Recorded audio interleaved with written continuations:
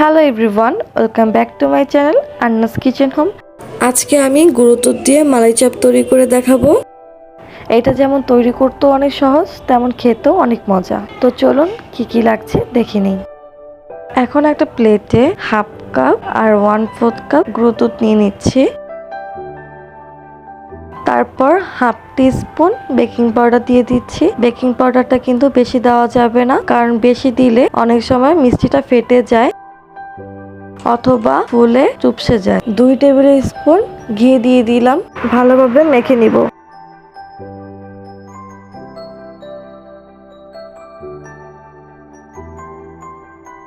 তারপর রুম টেম্পারেচারে রাখা একটা ডিম দিয়ে দিব।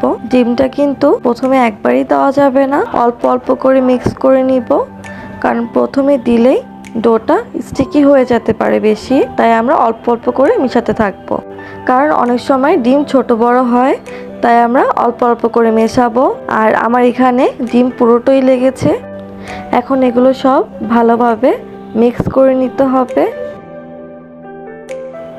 মাখানো হয়ে গেলে এখন আমি 5 মিনিটের জন্য রেস্টে রেখে দিব।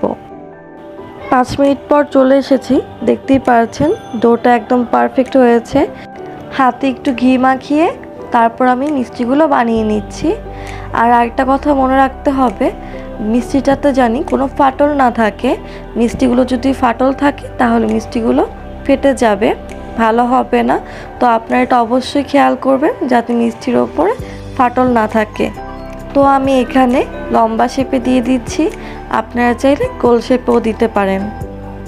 তো আমি সবগুলো মিষ্টি বানিয়ে নিচ্ছি।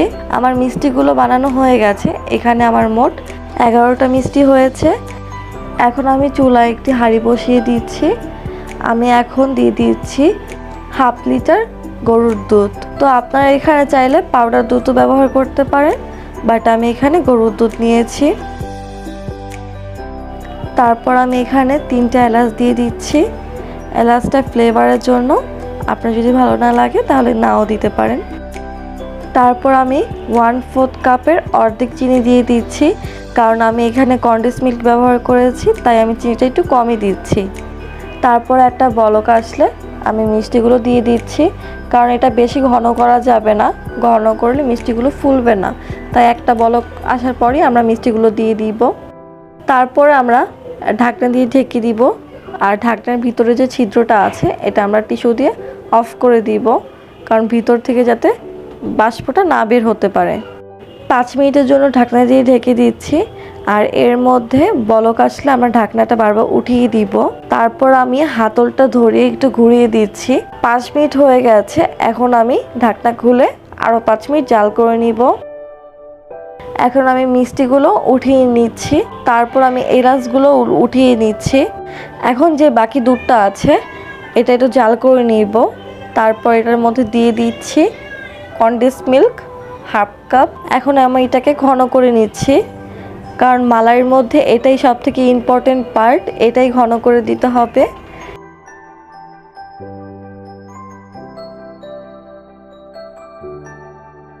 আমার ঘন করা হয়ে গেছে। এখন আমি এটা একটু ঠান্ডা করে নিব। ঠান্ডা হওয়ার পরে আমি এটা মিষ্টির উপরে দিয়ে দিচ্ছি। দেখতেই পাচ্ছেন মিষ্টিগুলো কতটা সুন্দর হয়েছে, কতটা পারফেক্ট হয়েছে। এখন আমি এটা ফ্রিজে রেখে দিব। আপনারা চাইলে গরম গরমও খেতে পারেন। তো যদি আজকে আমার এই ভিডিওটি ভালো লেগে থাকে তাহলে প্লিজ সাবস্ক্রাইব করবেন। আজকে এই পর্যন্ত, আল্লাহ হাফেজ।